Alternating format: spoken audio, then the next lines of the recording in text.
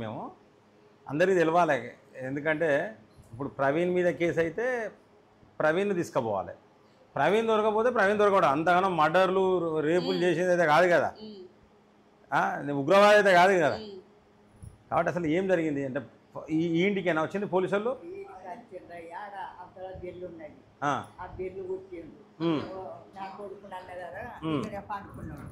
నా కొడుకులు అన్న కదా అయ్యా 2 సార్లు బిల్లు కొట్టిండు బిడ్డ తలుపులు ఇవి ఆడ లైట్ వేయి అన్న అన్నవల్లనే లైట్ వేసిండు తలుపులు తీసిండు కూలర్ బంద్ చేయండి తలుపులు తీసిండు లైట్ వేసిండు వేసి మరి గుండగళ్ళు అనుకున్నాడు నా కొడుకు దొంగలు అనుకున్నాడు ఆరిచిండు 4 సార్లు.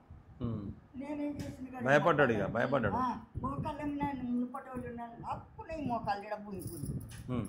మళ్ళీ సుత్తలాంచుకొని ఇది అందుకొని ఆడిపోయి అరే దొంగలారా కట్టి అనుకోరా మూల కట్టున్నారా అందువల్ల మా ఆయన చేసింది తల్లి ముగ్గురు పెద్ద మనిషి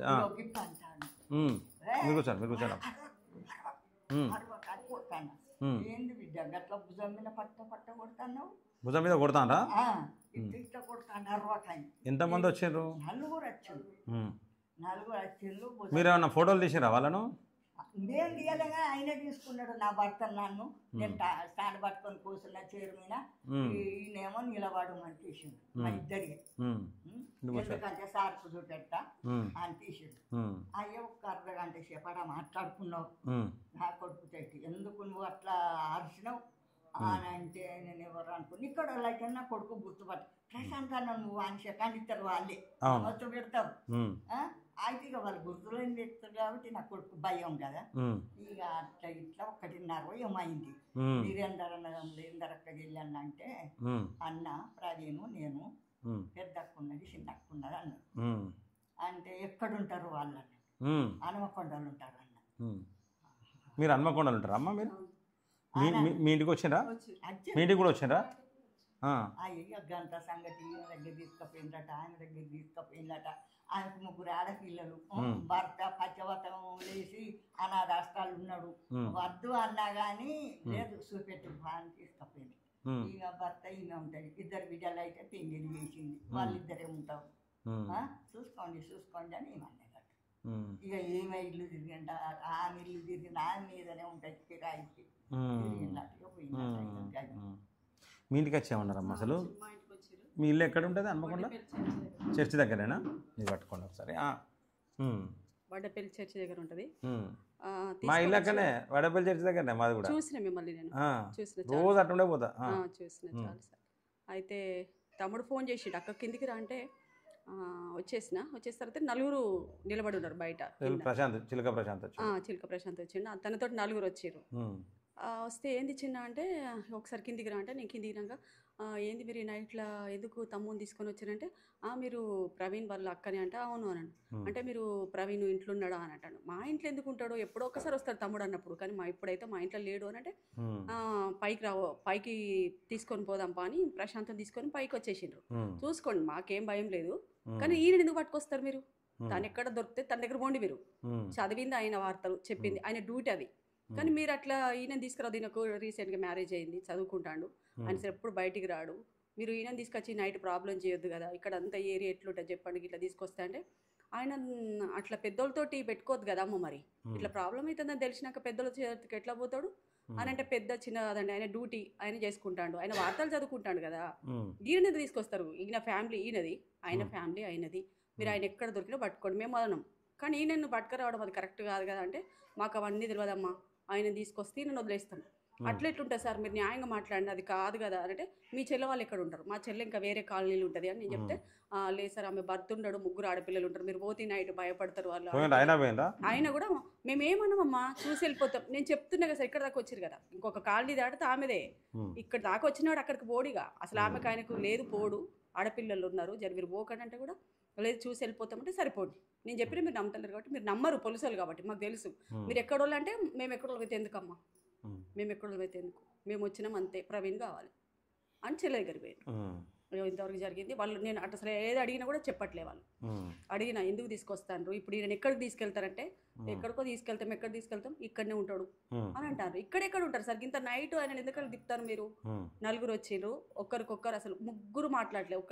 ఒక్కైనా పైకి వచ్చిండు, ఒక్కైనా మాట్లాడు. వాళ్ళని చూడగానే మా సార్కు మోషన్స్, ఆయనకు బీప్ ఉన్న మనిషి. మాకు పోలీస్ స్టేషన్ ఇవన్నీ ఏం తెలియదు. ఇప్పుడు నా ఫ్యామిలీ వేరు, నేను నా బ్రతుకు వేరు. తమ్ముడు కాబట్టి తప్పకుండా వస్తాడు పోతాడు, కానీ మా సార్కి ఏం సంబంధం లేదు కదా. ఆయనకేం సంబంధం, అప్పటికి ఎట్లా టెన్షన్ ఉంటుంది కదా. ఏది పగలంటే ఏం కాదు. ఇప్పుడు నైట్ 1 గంటకు వచ్చి ఫ్యామిలీస్ని ఇబ్బంది పెట్టడం వల్ల భర్తలు, ఇప్పుడు మా తమ్ముడు కాబట్టి మా భర్తలు మమ్మల్ని ఏమనకుండానే ఉంటారు. మాకెంత టార్చర్ ఉంటుంది కదా. మీ తమ్ముడు కోసం నేను ఎందుకు ఇట్లా కావాలి, నా పాలోలు చూస్తే ఎట్లా? ఆ నైటు నా భర్తకు బీప్ ఎక్కువై మోషన్స్, మాకు భయం నెమ్మది లేని స్థితిని మేము ఉంటున్నాం. తాను ఏం తప్పు చేసిండు, తను ఎందుకు మీరు ఇట్లా చేస్తా ఉన్నారు? సరే ప్రశాంత్ని ఎందుకు తీసుకెళ్ళిండు? మెయిన్ ప్రశాంత్ చేస్తే తప్పేంటి? ప్రవీణ్ వార్తలు చదివిండు, ఇంకేం హత్యలు చేయలే కదా, రేప్ కేసులు ఏం చేయలే కదా, ఎవరి దగ్గర లంచం తీసుకోలే కదా, ఎవరి భూములను రాపించుకోలే కదా. ఆయన ఏం చేసిండు? ఆయన ఏం పడబడతా ఉన్నారు? ఎంత పెద్దోళ్ళు అయితే మాకేందండి, న్యాయం మాట్లాడుతాడు, న్యాయం మీద మీరు మాట్లాడాలి. కానీ ఇట్లా నైట్ వచ్చి మీరు ఎక్కడ పోలీసులో తెలియకుండా ఆయన ఇబ్బంది పెట్టి చదువుకున్న పిల్లోని, ఇప్పుడు ఆయనకి శనివారం రిజల్ట్ ఉన్నాయండి, గ్రూప్ 2ది. ఇప్పుడు ఆయన రిజల్ట్ ఉన్నది, ఆయన ఆ టెన్షన్లో ఉన్నాడు పాపం. ఒకవైపు ప్రెగ్నెన్సీ భార్య, ఆమె దగ్గరికి వెళ్ళాలి ఈరోజు, ఆమెకు స్కానింగ్ ఉంది, స్కానింగ్ తీపిచ్చాలి. కాబట్టి ఇవన్నీ పాపం ఆయన లైఫ్లోకి వచ్చి ఇప్పుడు ఆయనను బదనాం చేస్తూ అన్న కోసం తమ్ముడు రిస్క్లో పెట్టడం పద్ధతి కాదు కదా. వాళ్ళు పొద్దున్న నుంచి మాకు ఎక్కడుండ అక్కడ తిప్పడం ఆయనను, ఎక్కడున్నాడో చెప్తలేరు. మేము వాళ్ళు పోలీసు వాళ్ళు కాదు అని మాకు తెలియదు. సివిల్ డ్రెస్సులు వచ్చారు. ఇప్పుడు మన పోలీసు డ్రెస్సులు వస్తే పోలీసు వాళ్ళు అనుకుంటాం కదా, సివిల్ డ్రెస్సులు వచ్చారు. మరి ఎవరనేది మాకు తెలియాలి కదా. వాళ్ళు చెప్పట్లేదు, వెనుకుండి ఆయనను ముందు మాట్లాడిపిస్తూ ఉన్నారు. ఆయన భయపడిపోతాడు, కరెక్ట్ అడ్రస్ ఎక్కడున్నాడో మాకు తెలియదు, ఆయన ఏం చేసాడో మాకు తెలియదు. ఆయన మాకు ముందుకు రావాలి, మా తమ్ముడిని మాకు అప్పచెప్పాలి, మా తమ్ముడు సేఫ్గా మాకు రావాలి. మమ్మల్ని భయభ్రాంతులు చేస్తారు, ఇది మత కలహోలం జరగబోతుంది, ఇది ఎక్కడికో దారి తీయబోతుంది, కాబట్టి మీరు ఆయనను మాకు తీసుకొచ్చి అప్పచెప్పాలి అన్నట్టుగా మమ్మల్ని భయభ్రాంతులు చేస్తే, మాకు అందుబాటులోకి ఆయన వస్తేనే కదా మేము చెప్పేది. మాకు ఆయన అందుబాటులోకి రాంది, మేము ఎక్కడ వెతుకుతాం ఆయనను? మరి మీరు వెతుక్కోండి, నేను వదిలేసి ఆయన వెతుక్కోండి, మేము వద్దంటలే కదా. మీరు ఎందుకు పట్టుకున్నారు అప్పుడు మేమంటే మమ్మల్ని అనండి. ఇగో ఇట్లా జరుగుతూ ఉన్నది. ఊరికి అమ్మాయికు నెమ్మడిపడి వాళ్ళతో అప్పుడు కూడా టీఆర్ఎస్ ఉన్నప్పుడు మీ చెల్లె వాళ్ళ ఇంటికి కూడా పోయినరా? చెల్లె వాళ్ళ ఇంటికి కూడా పోయారు. చెల్లె వాళ్ళ ఇంటికి లోపలికి వచ్చిండ్రా? లోపలికి రూమ్లకు, బెడ్రూమ్ లో, హాల్, కిచెన్. అదే మరి అలా ఇంట్లో మొత్తం మహిళలే ఉన్నారు కదా? మహిళలే ఉన్నారు. అదే మహిళా కానిస్టేబుల్ ఎవరైనా వచ్చిందా? ఎవరు రాలేదు, పురుషులు వచ్చారు, నలుగురు వచ్చారు, మొగోళ్ళు వచ్చారు. అట్లా రైటా? ఒక లేడీ కుటుంబం దగ్గరికి పోవడం వల్ల రైట్ కాదు కదా. మరి కానిస్టేబుల్ అక్కడ మగపిల్లలు లేరు అని చెప్పినప్పుడు మీరు లేడీ కానిస్టేబుల్ తీసుకొచ్చుకోవాలి. అసలు సివిల్ డ్రెస్ మీద రానికి ఇంత అధికారం ఎక్కడ మీకు? మీరు ఇక్కడ పోలీసు వాళ్ళు ఎక్కడో లేం కథ ఏం తెలియకుండా చేయడం పద్ధతి కాదు కదా అనే విషయం మాకు బాధ. దీనికి ఏం న్యాయం చేస్తారు ఎట్లా అనేది మీకు ఏం ఇబ్బంది లేదమ్మా. ఇప్పుడు మన ఆర్గనైజేషన్ నుంచి మనం స్టార్ట్ చేసినాం ఆల్రెడీ. ఇప్పుడు కూడా ఆర్గనైజేషన్ వాళ్ళతో ఇప్పుడు మీటింగ్ పెడతా, అంటే మిమ్మల్ని కలిసినాకనే ఒకసారి ఆన్లైన్ మన వెబ్ మీటింగే పెడతా. వెబ్ మీటింగ్ పెట్టి అడ్వకేట్కి చెప్తాము, ప్రాబ్లం లేదు. ఇప్పుడు బంజారా హిల్స్ అని చెప్పేసి ఏదో అంటాడు కదా అతను, అన్నాడు కదా మీతోని. సో ఆ బంజారా హిల్స్ ఒకసారి ఏసీపీ ఎవరినారో చూసి వాళ్ళకి కూడా కాల్ చేస్తాం మేము. ఇప్పుడు కాల్ చేస్తాం మేము, ఎక్కడి నుంచి చేస్తా తెలుసుకొని చేసి మనం ఎట్లా చేయాలనేది చేద్దాం. ఈరోజు మీ అబ్బాయి వచ్చేందుకు మనం పని చేద్దాం. ఇక్కడ మీరు కంప్లైంట్ ఇచ్చిలా పోలీస్ స్టేషన్లో? మరి నిజంగా వాళ్ళు పోలీసు వాళ్ళ కాదా అనేది కూడా తెలియదు కదా. సో ఇక్కడ పోలీస్ స్టేషన్లో ఏంటంటే వీళ్ళని తీసుకుపోయి కంప్లైంట్ ఇప్పియండి, ధర్మసాగర్ పోలీస్ స్టేషన్ ఒక కంప్లైంట్ ఇవ్వండి. నేను కూడా ఇప్పుడు మాట్లాడతా, ఇప్పుడు మీతో మాట్లాడినాక ఇక్కడ నుండి వాళ్ళతో మన ఆర్గనైజేషన్ వాళ్ళతో అందరితో ఒక వెబ్ కాన్ఫరెన్స్లో మాట్లాడి ఒక నిర్ణయం తీసుకుంటాం. నాకు కూడా ఏం ఫోన్ చేయలేదు ప్రవీణ్ చేయలేదు, కనీసం నాకు చేసినా కూడా మంచిగా కూడా అసలు ఎట్లా చేద్దామేది అని అనుకుంటుందంటే నాకు విషయం కూడా పూర్తి విషయం తెలియదు. ఇప్పుడు మీ వాళ్ళు వచ్చి చెప్పేదాకా నాకు తెలియదు. ఇప్పుడు నేను మాట్లాడతా, మీరు ఏం బాధపడాల్సిన అవసరం లేదు, టెన్షన్ పడకండి. మీ ఇంట్లో కూడా మీ వారికి కూడా చెప్పండి, టెన్షన్ పడకని చెప్పండి. ఎవరికి ఏమి ఇబ్బంది కాదు, మేము ప్రామిస్ చేస్తున్నాం. మేము 100% ఆయన కోసం మేము నిలబడతాం, మా ఆర్గనైజేషన్ నిలబడుతుంది. మేము ఒట్టి ఏం లేము. ఇప్పుడు మాట్లాడితే అవసరం అనుకుంటే ఇక్కడ పోలీస్ స్టేషన్లో కూడా సిఐతో కూడా మాట్లాడిపోతాం. ఓకే, మీకు ఇబ్బంది ఏం లేదు. ఓకే అమ్మ, ఇంకేమైనా చెప్తారా అమ్మ? మీరు ఏమైనా చెప్తారా?